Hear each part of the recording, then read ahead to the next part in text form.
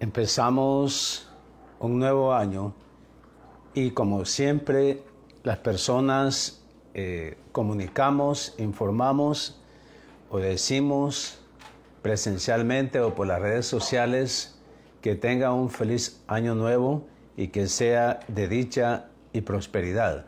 Eso es lo que comúnmente decimos. Pero, ¿qué es lo que sembramos para que realmente sea un año de dicha y prosperidad? Porque recordemos que el año lo que tiene son 12 meses y 360 días o 365. El asunto es qué es lo que sembramos, qué es lo que hemos sembrado en el 2023 y que ahora viene la cosecha en el 2024. O qué vamos a empezar a sembrar en los primeros meses o primeros días del 2024 para que empecemos a cosechar a mediados o al final del año. Realmente sí es buena la frase que tengas un año nuevo de dicha y prosperidad, pero reflexionemos qué es lo que hemos sembrado y qué es lo que vamos a empezar a sembrar. Nosotros tomamos buenas decisiones y malas decisiones, dependiendo de los casos, porque somos pecadores. El asunto es que nosotros, por nuestros pecados, venimos y algunas veces los confesamos y otras veces no los confesamos. Y algunas veces cuando los confesamos antes de que salgan a la luz. Otras veces confesamos el pecado hasta después, cuando ya sale a la luz, entonces aceptamos, reconocemos que hemos pecado. Eso es en lo mejor de los casos. Pero hay personas que ni siquiera lo hacen, ni siquiera confiesan su pecado, aun cuando salió a la luz su pecado. Siguen diciendo que son inocentes y que no son culpables. Eso les va peor. El asunto es que hay un proceso por el que tú pasas antes de confesar tus pecados. Cuando uno se resiste a confesar el pecado inmediatamente que lo cometió, cuando se resiste a eso y espera a confesarlo, si lo descubren, entonces hay un proceso. Y de ese proceso por el que pasas antes de confesar tus pecados, de eso es lo que yo quiero hablar. Lo vamos a basar en 2 de Samuel, en el capítulo 12, versículos del 7 al 12. 2 de Samuel, capítulo 12, versículos del 7 al 12. Pero vamos a orar porque es el Señor quien va a poner la palabra en la boca mía para que yo pueda compartirles a ustedes lo que el Señor me ha enseñado a mí, para que yo pueda compartirlo con ustedes. Señor, te doy gracias por esta mañana, gracias por este primer día del año, por estas primeras horas del año. Gracias, Señor Jesús, por comenzar el año compartiendo tu palabra, por comenzar el año escuchando tu palabra.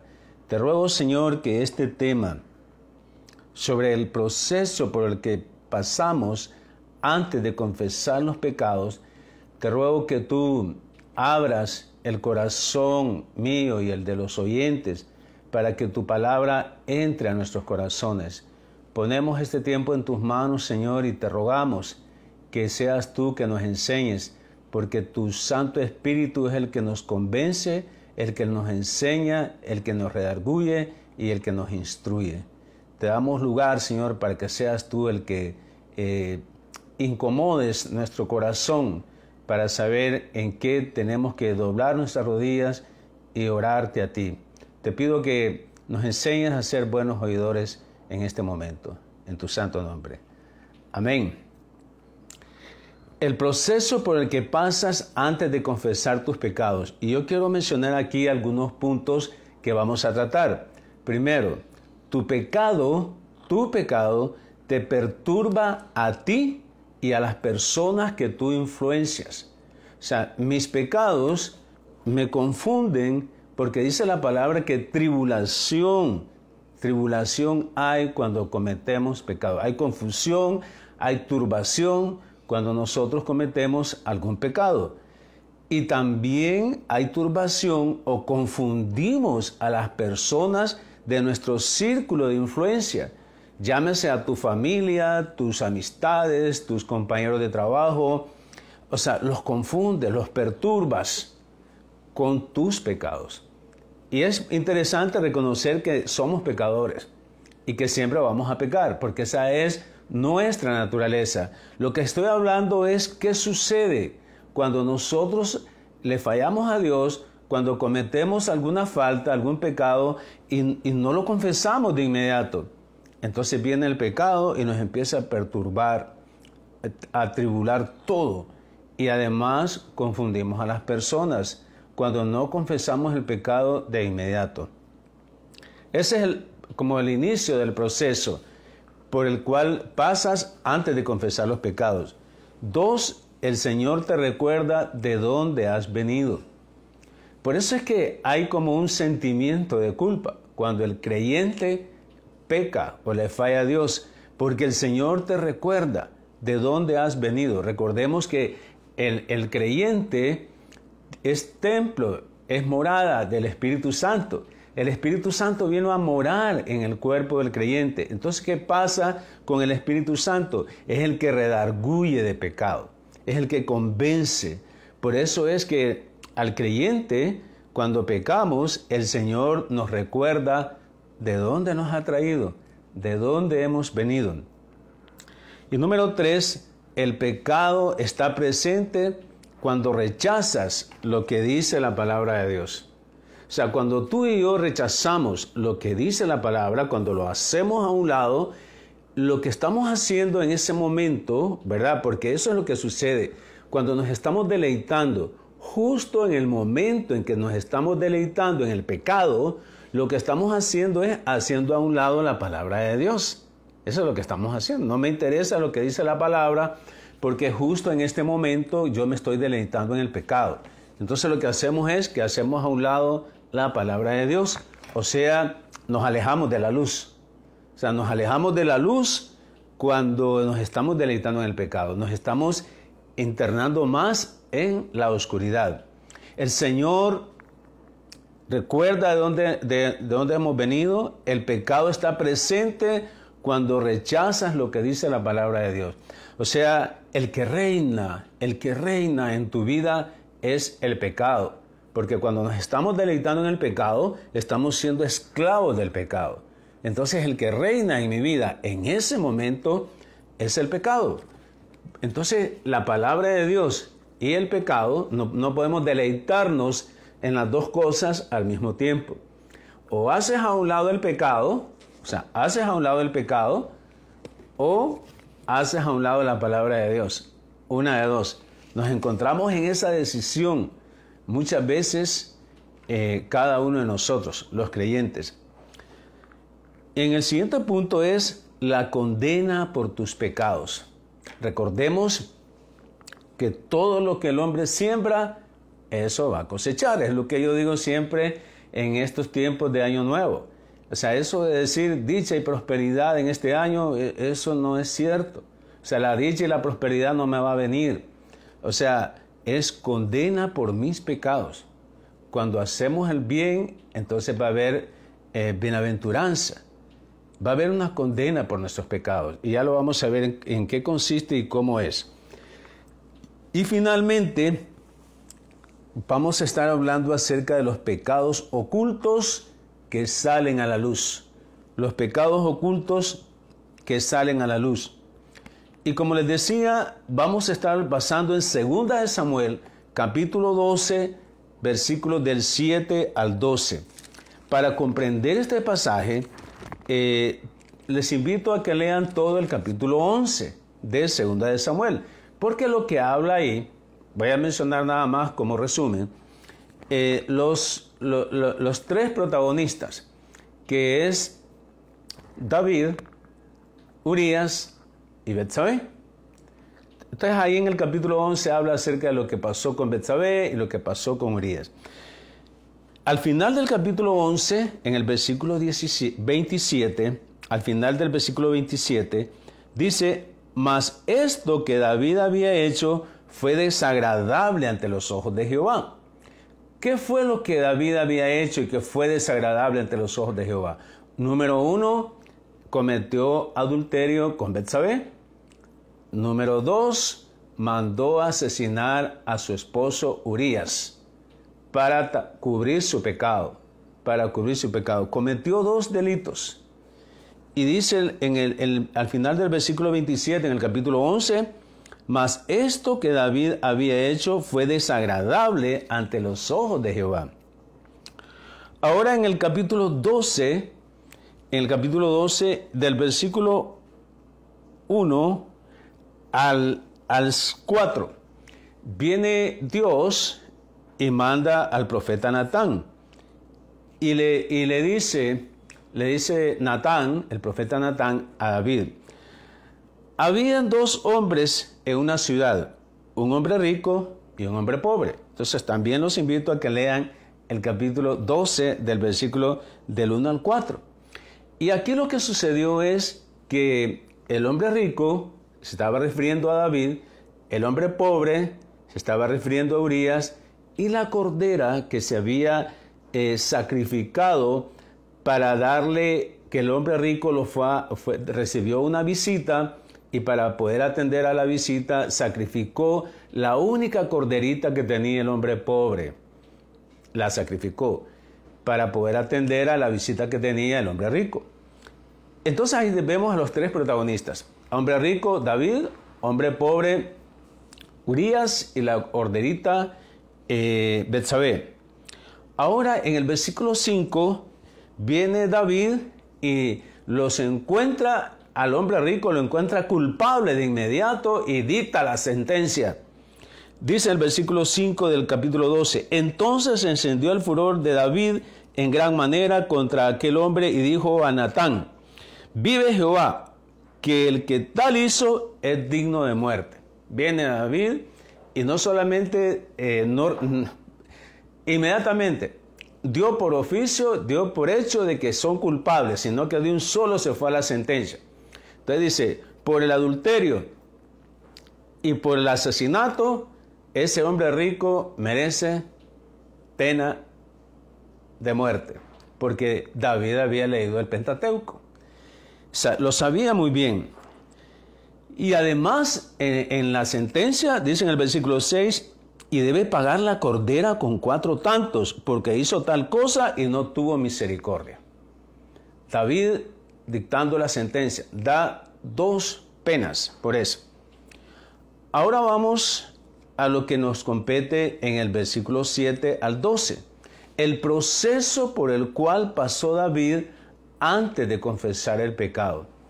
O sea, vemos entonces que David no reconoció el pecado. En todo el capítulo 11 no reconoció. Sabía que estaba haciendo mal, pero no lo aceptó, no lo reconoció. Entonces dice en el versículo del 7 al 12, lo vamos a leer. Entonces dijo Natán a David: tú eres aquel hombre. Así ha dicho Jehová, Dios de Israel: yo te ungí por rey sobre Israel y te libré de la mano de Saúl. Y te di la casa de tu señor y las mujeres de tu señor en tu seno. Además te di la casa de Israel y de Judá. Y si esto fuera poco, te habría añadido mucho más. ¿Por qué pues tuviste en poco la palabra de Jehová, haciendo lo malo delante de sus ojos? A Urías Heteo heriste a espada, y tomaste por mujer a su mujer, y a él lo mataste con la espada de los hijos de Amón. Por lo cual ahora no se apartará jamás de tu casa la espada, por cuanto me menospreciaste y tomaste la mujer de Urías Heteo para que fuese tu mujer. Así ha dicho Jehová: he aquí yo haré levantar el mal sobre ti de tu misma casa, y tomaré tus mujeres delante de tus ojos, y las daré a tu prójimo, el cual yacerá con tus mujeres a la vista del sol. Porque tú lo hiciste en secreto, mas yo haré esto delante de todo Israel en pleno sol. En 2 Samuel 12:7, Natán dijo, tú eres ese hombre rico, tú eres. O sea, David se puso a escuchar la historia y dictó la sentencia, porque conocía cuál era la sentencia. Y Natán le dice, tú eres ese hombre. David lo sabía, pero Natán se lo dijo, tú eres ese hombre. El Señor a ti y a mí, cuando nos estamos deleitando en el pecado, el Señor nos confronta con el pecado. El Señor nos confronta con el pecado. Dice, tú eres ese hombre. El pecado de David lo perturbó, así como perturbó al pueblo de Israel. El pecado trastorna el orden establecido por Dios. O sea, lo trastoca, trastorna todo. El pecado te confunde. El pecado te lleva a tribulación. El pecado confunde a tu mamá, a tu papá, a tus hermanos. Los confunde todos. Confunde a tu familia, confunde a tus amigos, confunde a tus compañeros de trabajo. Eso es el pecado. El Señor te confronta con el pecado. Y eso es bien interesante, hermanos. Digo hermanos porque, como repito siempre, yo le comparto a los hermanos en Cristo, no a los incrédulos, porque los incrédulos, digo siempre, no les interesa lo que dice la palabra de Dios, pero los creyentes sí debería interesarnos lo que dice la palabra de Dios, porque nosotros estamos llamados a ganar el mundo para Cristo. Entonces es capacitarnos en esto. ¿Qué pasa cuando pecamos? El creyente peca, como creyente pecamos, pero ¿qué pasa con el pecado?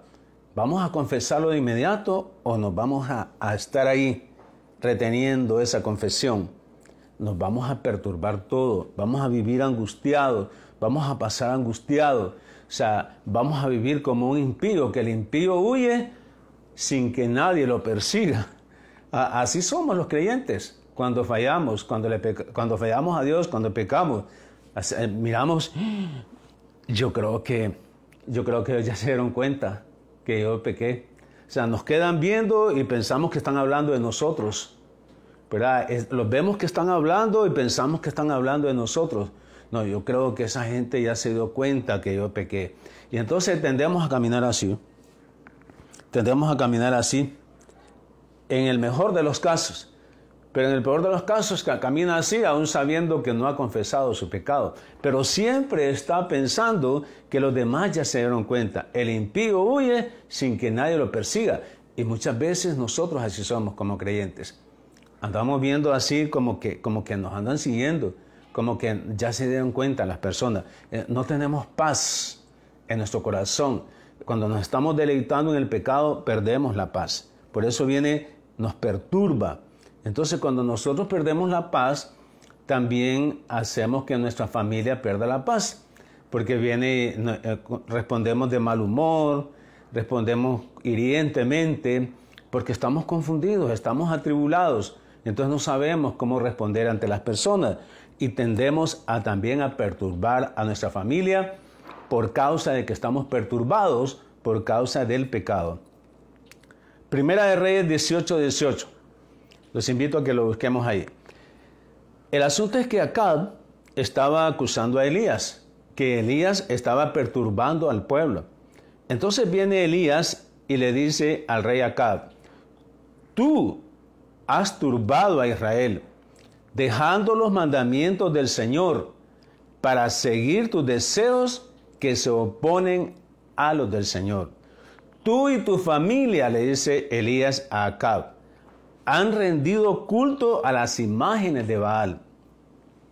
Eso, lo que rescato aquí, es lo que causa perturbación cuando hemos dejado los mandamientos del Señor, cuando hacemos a un lado la palabra de Dios. Entonces con el pecado estamos atribulados, porque seguimos los deseos de la carne que se oponen a los deseos de Dios. Entonces lo que eso me trae más bien es confusión, tribulación y angustia. Número 2, el Señor te recuerda de dónde has venido. el Señor te recuerda de dónde has venido. Recordemos que el creyente tiene el Espíritu Santo morando en su cuerpo, porque el cuerpo es templo del Espíritu Santo, el cuerpo del creyente. Entonces el Señor te recuerda de dónde has venido. Miremos 2 Samuel 12, del 7 al 8.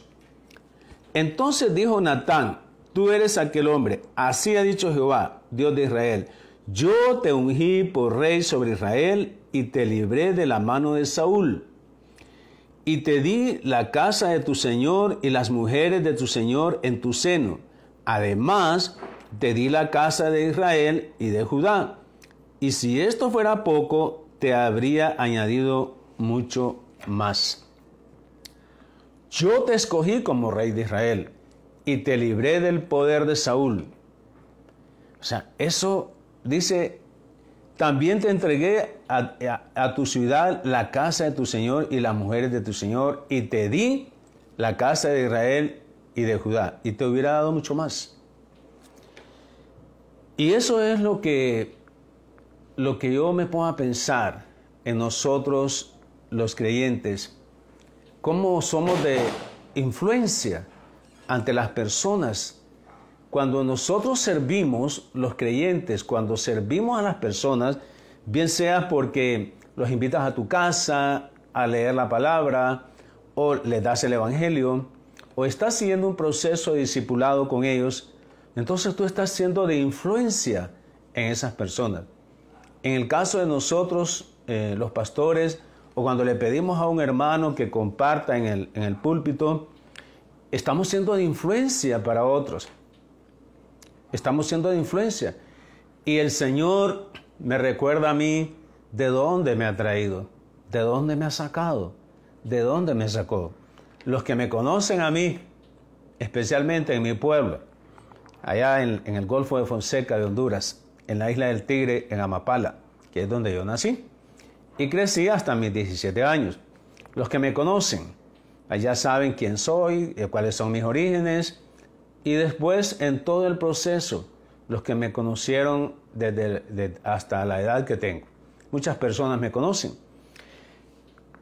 Yo les compartí a unos hermanos anoche que estuvimos reunidos, que qué bueno es reconocer de dónde nos ha traído el Señor, pero no para retroceder, no para estancarnos, sino para ver la gloria de Dios en nosotros. Pero el asunto es que el Señor nos hace ver de dónde nos ha traído. Y eso es una forma de dar gracias a Dios, porque sin merecerlo, Él nos usa. Aún siendo pecadores, la gracia y la misericordia de Dios ahí está. Pero David no tomó ese pensamiento. Sin embargo, el pecado está presente cuando nosotros rechazamos la palabra de Dios. Y en 2 Samuel 12:9,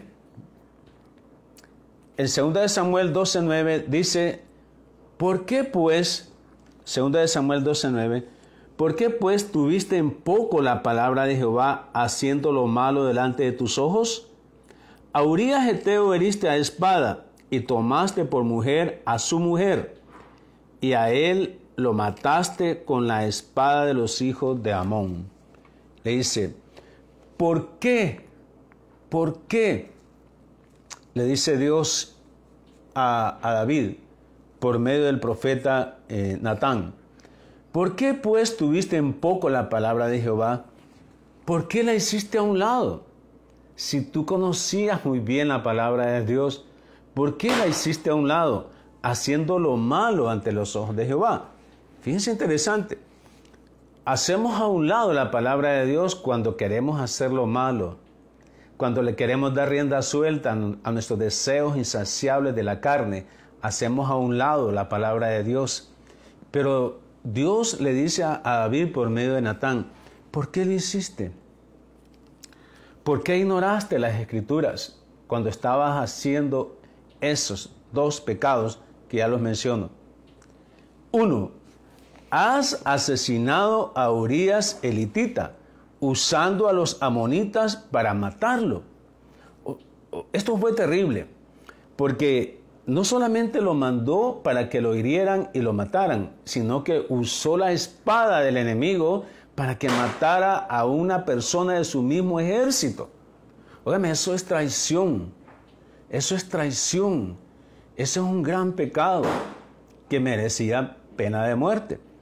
Pero le dice Dios, ¿cómo fue que hizo a un lado la palabra de Dios? Dice, has asesinado a Urías. Y lo peor del caso, lo asesinaste con espada del enemigo.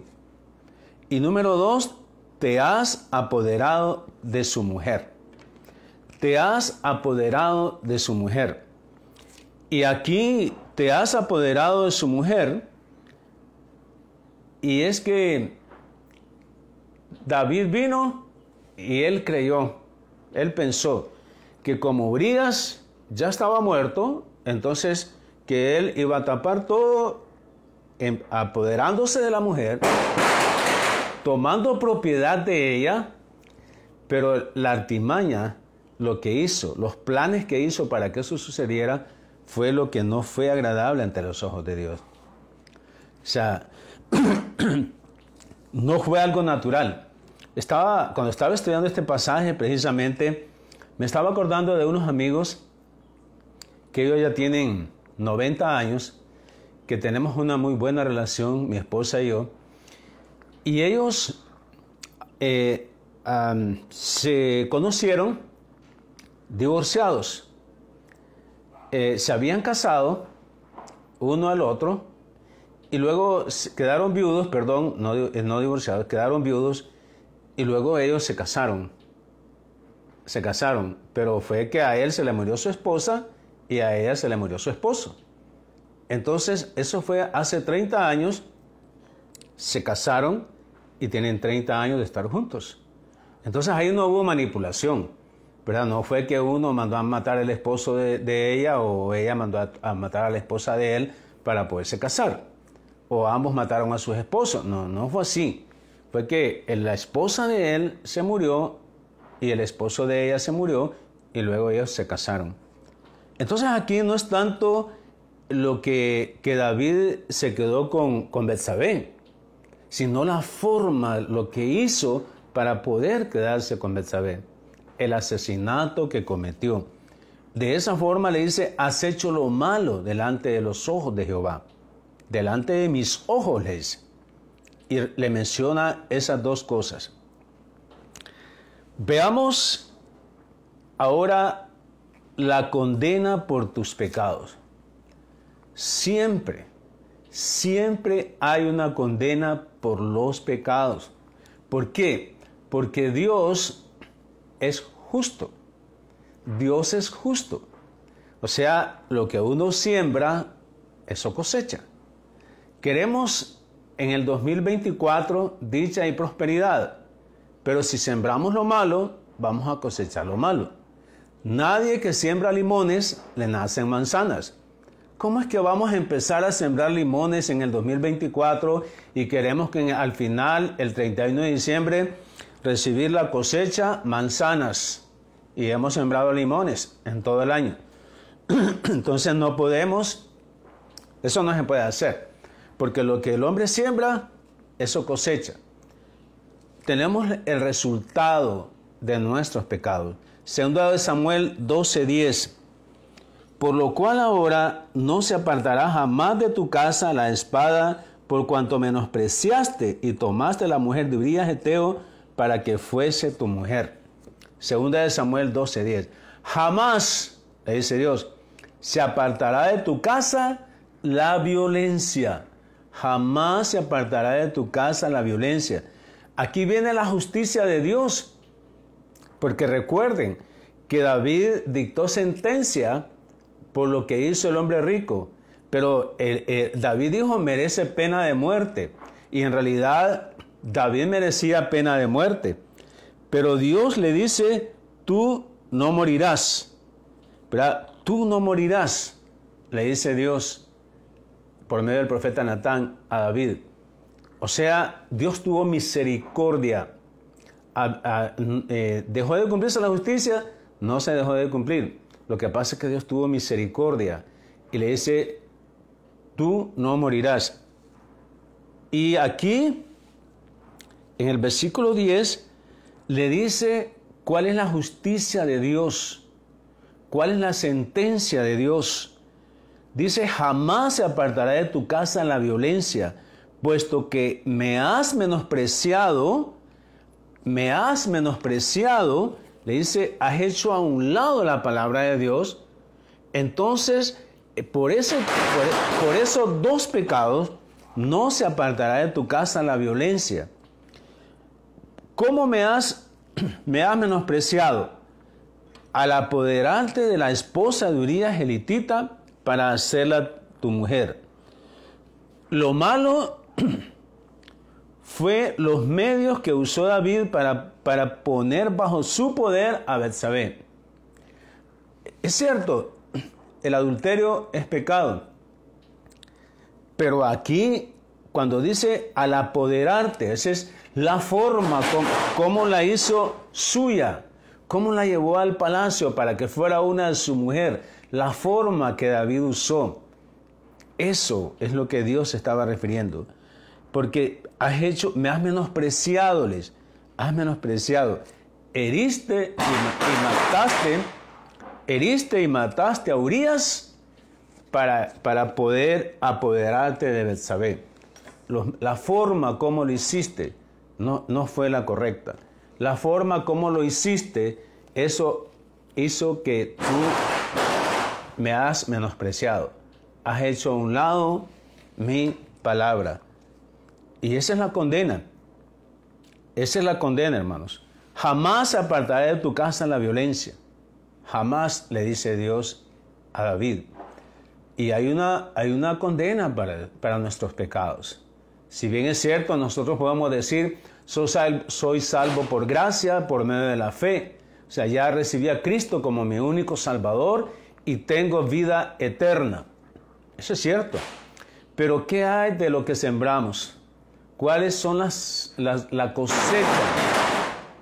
¿Cuál es la cosecha que vamos a recibir? Porque una cosa es que yo tengo vida eterna es posesional, cuando yo recibí a Cristo como mi único Salvador. Pero durante yo estoy en la tierra, ¿qué es lo que yo siembro? David era un hombre conforme al corazón de Dios. Era un amigo de Dios. Era un siervo de Dios. David tenía un corazón conforme al de Dios. Dios lo dijo él, que David tenía un corazón conforme al de él. Sin embargo, por lo que él había sembrado, Dios le dice, este es el fruto de lo que tú vas a recoger. Esa es la sentencia, la justicia de Dios. Así es que es interesante que mientras estemos aquí en la tierra, como creyentes, vamos a seguir pecando. O sea, vamos a seguir pecando. Somos santos posesionalmente cuando recibimos a Cristo como nuestro Salvador. Pero ¿cómo vamos a vivir tu vida? ¿Cómo vas a vivir tu vida este año que tú empiezas? ¿Cómo vas a vivir? Mira la vida de David. Mira la vida de David. David no dejó de tener un corazón conforme al de Dios, pero era un hombre pecador y pagó por esos pecados. Pagó duro. Fue angustioso para David. Así es que también te pasará a ti y a mí. Miremos lo que dice Proverbios 1 del 29 al 31. Fíjense bien. Proverbios 1 del 29 al 31.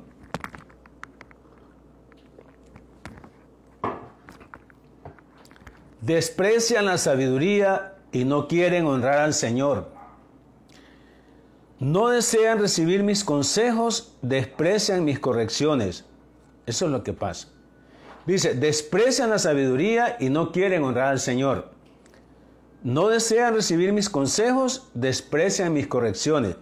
Dice Proverbios 1:31, pues sufrirán las consecuencias de su conducta. Léelo, hermano, léelo. Proverbios 1:31. Sufrirán las consecuencias de su conducta. Eso es lo que pasa, hermanos, porque Dios es un Dios justo. O sea, no podemos dejar de tener la cosecha de lo que hemos sembrado. Es importante que veamos esto. Estamos viendo la historia de un personaje que tenía un corazón conforme al de Dios. Lo que Dios le estaba dando, la justicia divina.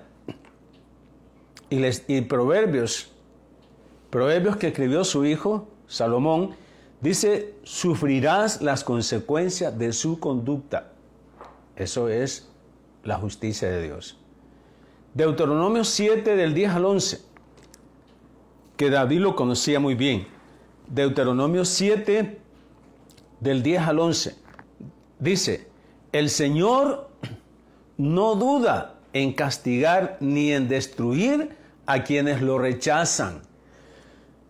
Por lo tanto, obedece todos los mandatos, los decretos y las ordenanzas que te entrego hoy. El Señor no retiene la cosecha, hermanos. El Señor no retiene la cosecha. No duda en cuál es la cosecha que vamos a recoger, ni en destruir a quienes lo rechazan. Cuando rechazamos al Señor, nos va mal. O sea, el día de ayer estaba hablando con una persona, es destruida completamente. Bueno, siempre el 31 de diciembre hay un montón de gente que se desanima, se desinfla y empieza a buscar culpables, que por culpa de mis hijos, por culpa de mis hermanos, nadie me quiere, mejor péguenme un tiro porque yo les estorbo. Palabras como esas son comunes escucharlas el 31 de diciembre.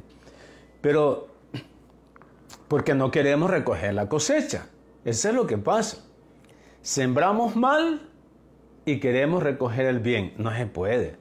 No se puede. No. Es que no se puede. Yo no soy agricultor, pero yo creo que si un agricultor siembra limones, ¿cómo le van a hacer maíz? Espera maíz, pero siembra limones. O siembra maíz y espera berenjenas. Eso no es posible. O sea, lo que uno siembra es lo que cosecha. Entonces, lo que pasa es que cuando ya vemos la cosecha, ya no la queremos. No la queremos. Es que le empezamos a echarle la culpa a los demás e incluso culpamos a Dios. Cuando vemos que la cosecha no nos parece, cuando no está con lo que queremos, pero sí está en relación con lo que hemos sembrado, porque Dios es perfecto.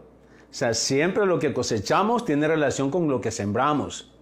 Aunque no nos parezca la cosecha, tiene relación con lo que sembramos. Obedece todos los mandatos, los decretos y las ordenanzas que te entrego hoy.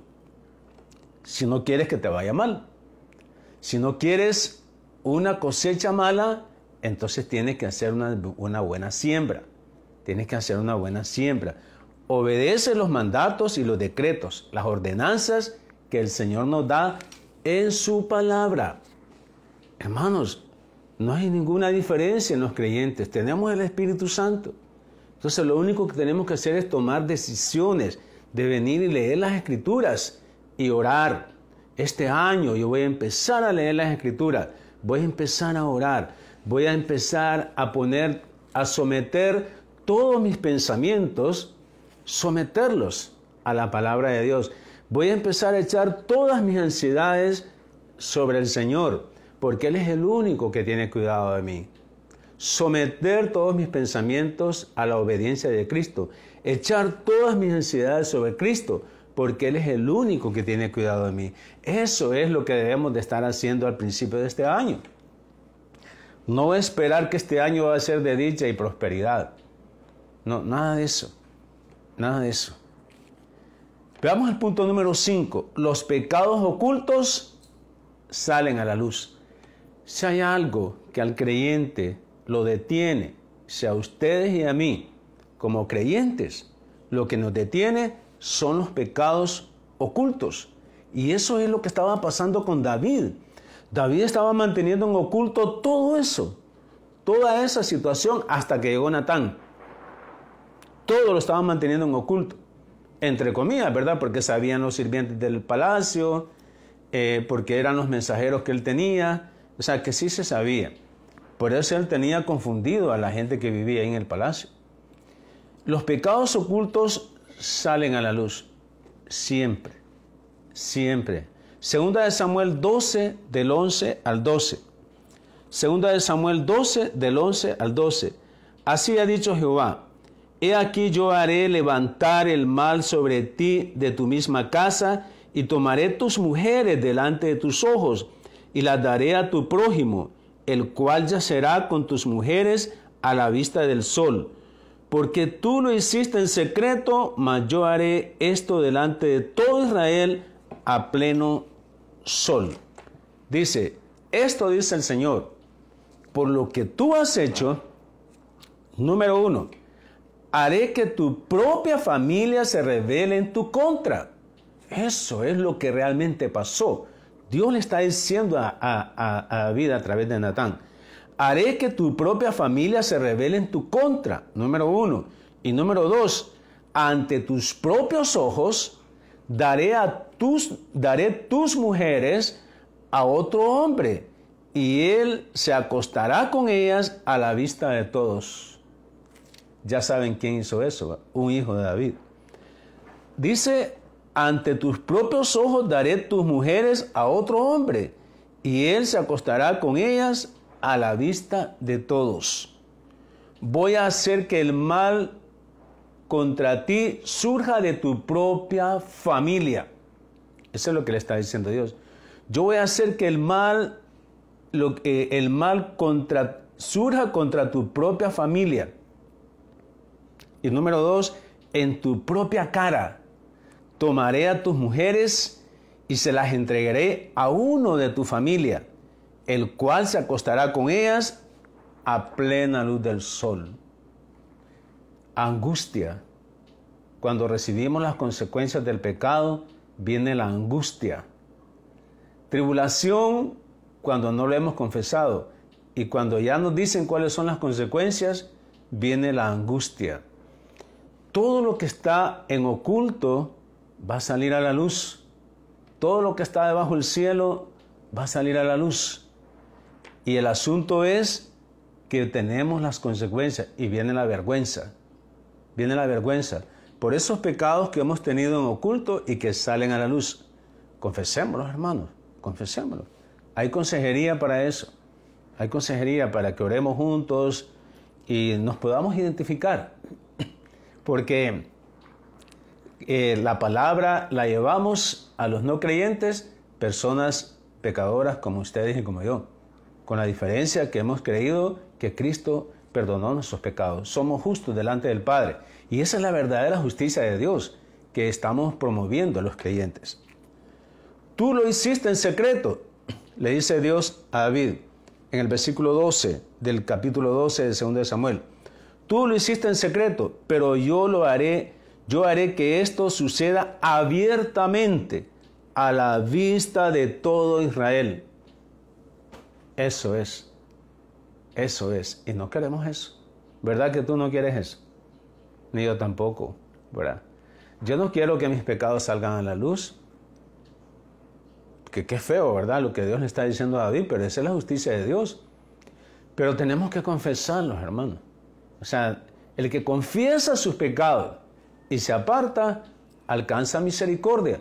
Podemos ver que David en todo este proceso no vio la misericordia de Dios, porque él no confesó sus pecados. Estaba atribulado y angustiado. Y ya cuando ve la sentencia de Dios, la justicia de Dios fue peor. Pecados ocultos. Salmos 19 del 12 al 13. Pecados ocultos. Pecados ocultos son los pecados que nosotros nos deleitamos y que no los confesamos.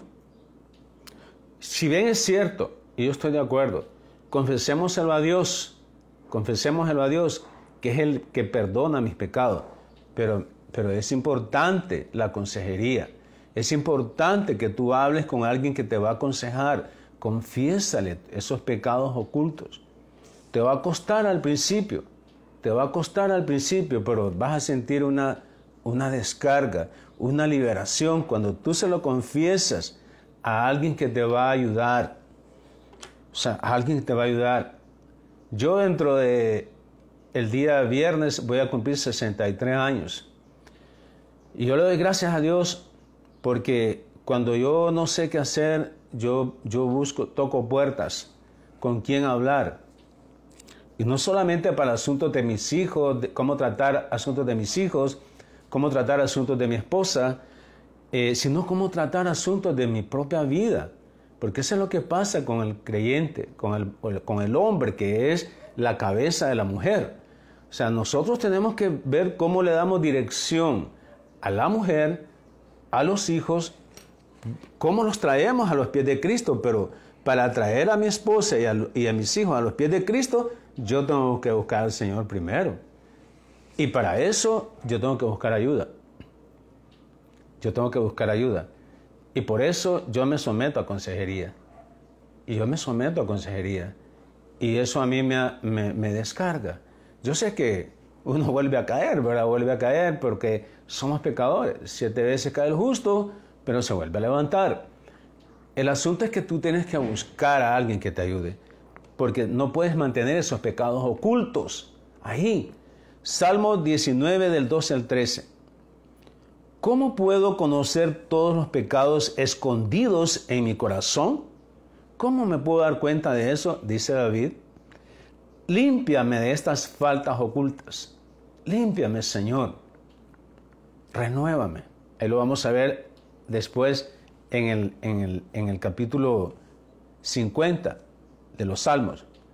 Pero aquí en el Salmo 19 dice en el versículo 12, ¿cómo puedo conocer todos los pecados escondidos en mi corazón? ¿Cómo puedo darme cuenta de eso? Porque engañoso más que todas las cosas es el corazón, ¿verdad? O sea, no podemos ni siquiera confiar en eso. Límpiame de todas estas faltas ocultas. Límpiame, Señor. Versículo 13. Libra a tu siervo de pecar intencionalmente. No permitas que estos pecados me controlen. Libra a tu siervo de pecar intencionalmente. No permitas que estos pecados me controlen. Esa es una oración. Eso es donde tú tienes que doblar tus rodillas, levantarte en la madrugada y orarle así como dice el Salmo 19 del 12 al 13. ¿Cómo puedo conocer, Señor, todos los pecados que están escondidos en mi corazón? Por favor, límpiame de estas faltas ocultas. Ayúdame. Libra a tu siervo de pecar intencionalmente. No permitas que estos pecados me controlen. No permitas, Señor. Porque como pastor estamos guiando personas y no podemos tener eso. Tenemos que estar confesando y pidiéndole al Señor que nos ayude a poder dejar de estar pecando intencionalmente. Que nos ayude el Señor, porque el Señor pone el querer como el hacer por su buena voluntad. Pecados sacados a la luz. Ya vimos, estaban ocultos, pero Dios se encargó de sacarlos a la luz. Pero ¿qué dice Eclesiastés? Eclesiastés 12 del 13 al 14. Eclesiastés 12 del 13 al 14. El discurso ha terminado. Así, ya no hay más que decir. El discurso ha terminado. Ya todo ha sido dicho. Honra a Dios y cumple tus mandamientos. Cumple sus mandamientos. Porque eso es el todo del hombre. Dios habrá de pedirnos cuentas en todos nuestros actos, sean buenos o sean malos, y aunque los hayamos hecho en secreto. Aunque los hayamos hecho en secreto. Ese es el final del discurso, el final de todo.